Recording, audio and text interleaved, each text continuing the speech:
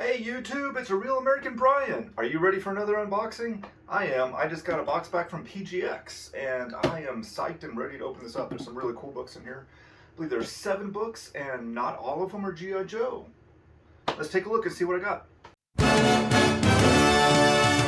Yo, Joe. Talking comics, here's your host. It's a real American Brian.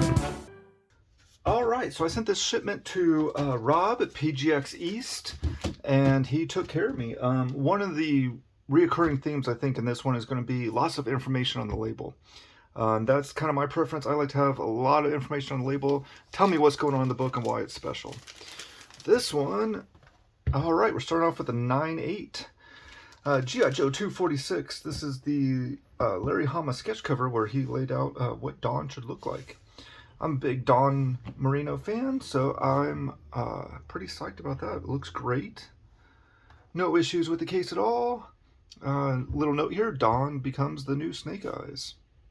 And Larry Hama's credited with the story on the cover. So very cool. They're off to a great start. Oh man, this one is probably special to me, but not a whole lot of other people. So this is something I'm probably going to do. I'm planning on doing a video spotlighting Helix and her story, but this book was EA promotional giveaway at E3 in 2009, and it actually predated the Helix special by a few weeks, and this previews that comic in it. So it's a weird situation here. Where this came out before Helix #1, so this could be by some considered first appearance of Helix, but maybe not. Yeah, I'm going to talk more about this book in another video, but for now, that is why it's special. And for the notes, I sent Rob some ideas of why each of these books are special, and told him, whatever he could put on the label, that's awesome. Whatever he didn't want to, I understood. But he has promotional comic, contains 6-page preview of G.I. Joe Rise of Cobra Helix Special #1. Predates G.I. Joe Special Helix #1 and has the date August 09. First appearance of Helix.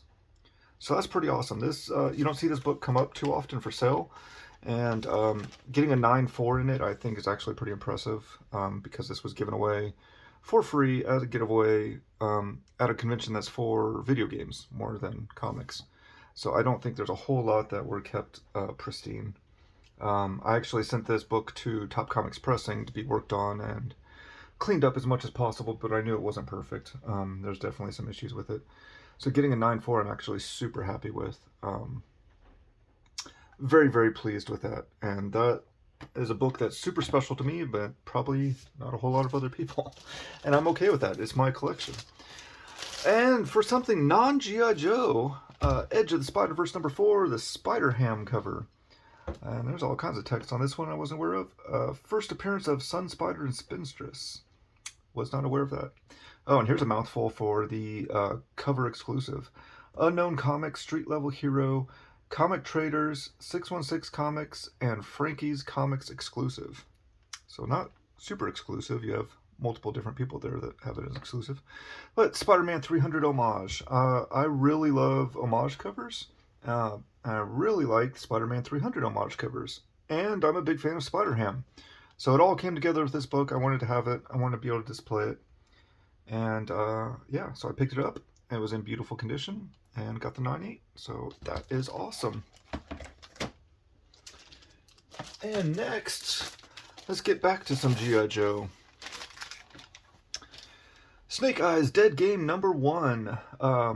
Again, I have so many Snake Eyes Dead Game books for the covers alone. I wasn't a big fan of the story, but there were so many awesome covers, and this is another one. It's the Hulk 181 homage with Snake Eyes and Storm Shadow. And in the printing, they kind of aged it so it looks like it's been sitting around in a bin somewhere waiting for some lucky little kid to buy it. I saw someone in a CGC group on Facebook post theirs that was a 9/8, and there were some comments like, how'd that get a 9/8? And I was like, it was printed that way. It's supposed to look like that. Don't be a dumbass. But yeah, I'm pretty excited about that. Again, another homage cover, and my G.I. Joe ninjas that I love. All right, and getting back to another G.I. Joe character I'm a big fan of, Helix. So this is G.I. Joe Helix #1, Helix's first appearance in comics. This is the B cover, and I got a 9.4, which I was a little bummed about, but yeah, there are some issues, so I'm not going to argue with it. A little thing going on in the corner here and a spine tick. Yeah, can't complain about it. Wish it was higher, but it looks cool, and that's all that matters. A little scratch on the case, but I think I could probably buff that out. So yeah, doing good. All right, here's something a bit different. Bo Jackson joins the Avengers. Avengers number 58. This is the Bo Jackson variant cover that Hustle put together. Hustle, I don't know if they did the M&M cover, but they had the Spotlight version was sold on Hustle's site. So they must have some involvement with it. Didn't get one of those. But I got a cool Bo Jackson Avengers cover, which is pretty sweet. And it's a 9.8. I believe this print run was 3,000 books. And it looks super awesome here in its case.